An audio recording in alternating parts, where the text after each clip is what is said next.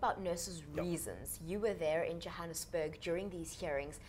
The National Energy Regulator of South Africa, I suppose, among concerns on the consumers' pockets, must have had their reasons. Talk us through those. Well, one of the reasons is that the information which was supplied by Eskom was not sufficient in order for a nurse to determine whether or not efficient recovery of costs will be done on the determination of whether or not to use the diesel generators and the short-term power producers. On top of that, it was a situation where NERSA basically said, well, yesterday rather, said that one of the reasons why they did not grant this increase is because Eskom hasn't communicated when the power stations will be online.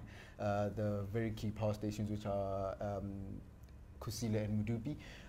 There are, murmurs again from Eskom to say when they will be online. However, we don't have a fixed date. We don't have any certainty on that accord. So they can't determine a new tariff when the old determinations or the old assumptions, which the determinations were made in the MYPD3, have not been fulfilled.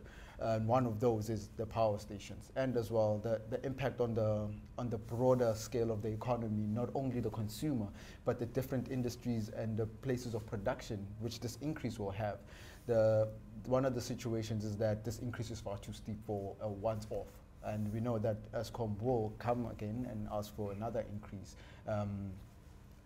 if it had gotten the 25% plus increase. And I think that's the frightening thing for many consumers. Yeah. Well, it's a situation where inflation will go up. It's a situation where the electricity price will go up. This is a knock-on effect on the price of food, the price of services, and largely it would also impact on us because we know now that we're going to have another increase from another side, which will be a price shock, which is the petrol price, which is also going to go up. So you have all these increases, which will just culminate in an increasing inflation where we can't buy as much as we used to be able, and the staple meals that we get from the prices that we pay will not be enough.